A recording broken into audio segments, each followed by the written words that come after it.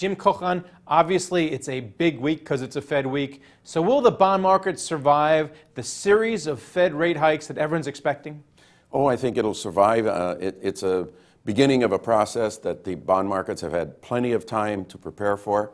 That doesn't mean that some yields may rise over the next 12 months in conjunction with the funds rate going higher. Treasury yields in particular, maybe yields on the highest quality munis. Those areas of the market where yields are still quite low are somewhat vulnerable, but we're not expecting spikes in yields because the process of raising the federal funds rate will be so gradual. But we have gotten a spike in high yield Yes, yields. we have. So let's talk about the junk for a second. That market has certainly been unnerved. How big a problem is this?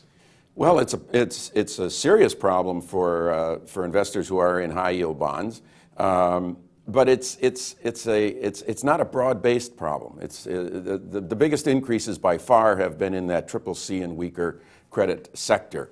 The double Bs and the single Bs, the better quality high yield bonds, yes, those yields have gone up, but not nearly as much. The total returns are negative year to date, but they're mildly negative on double Bs and single Bs, but they're seriously negative for the triple C category. So do you think it's isolated to the energy and commodity area and then everything else is okay because you have a growing economy, which should be good for junk? I think that's a good way to put it. The big problems are in energy, materials, metals, and so on. The rest of the economy, this is not a cyclical problem. If we were looking at a recession, we would say, well, the entire high yield market is vulnerable, is at risk, but that's not the situation here. So yes, there's always some contagion, if that's the right word to use. There's always some bleeding into the other segments of the market, and we've seen some of that.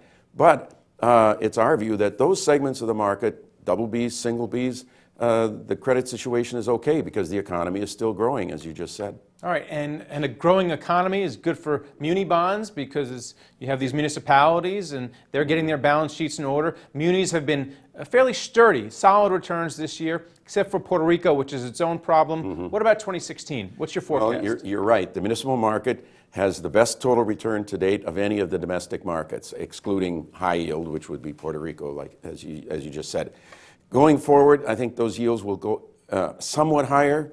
Not sharply higher, but somewhat higher as we go through 2016 for two reasons. One, the Federal Reserve will be raising the funds rate, but also this may be the first year in 5 years now that we will see a net increase in supply in that market. As you said, state and local governments are healthier. They have fiscally, they're healthier. So now they can embark upon spending programs, infrastructure programs, and oftentimes that means more bond issuance. I think we'll see that in 16. Well, let's talk about bond issuance in the corporate investable arena because we saw some companies like Apple and Microsoft hit the bond market and they are full of cash. Do you think there's a problem with an overhang that could come back and bite the bond market investable in 2016? In the investment grade, we've seen very heavy calendars. You're right. This is a record year for issuance. But I think most of those bonds are put away. They're okay. That doesn't mean, again, some reaction to the Federal Reserve. You could see some modest increases in yields as we go through the next year. But we've already seen those yields rise in 2015 because of the heavy supply. So I think the investment-grade corporate bond market is very well positioned for rising short-term rates. All right, and what about emerging market bonds? People worried about China slowing down. What does that mean for their bond market? That's very much like domestic high yield. It's a difficult market environment for the same reasons that we see problems in our market with energy companies and commodity companies. Well, those nations are in that category. So investor wants to be highly diversified with a skilled manager, an experienced manager managing his portfolio. There's value there, just like there is in domestic high yield. But it's a volatile market environment. And then finally, if you're looking for yield, what about dividend-paying stocks? Because stocks didn't really go anywhere this year. No. It's fairly flat, but you collected a nice coupon. That's the key, collecting income. You hit it on the head.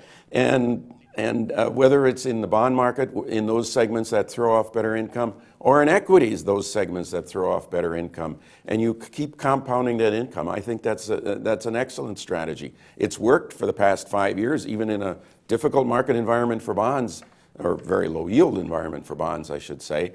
But collecting that income is extremely important. All right, well, thanks a lot, Jim. Thank you. Thank you for watching The Street.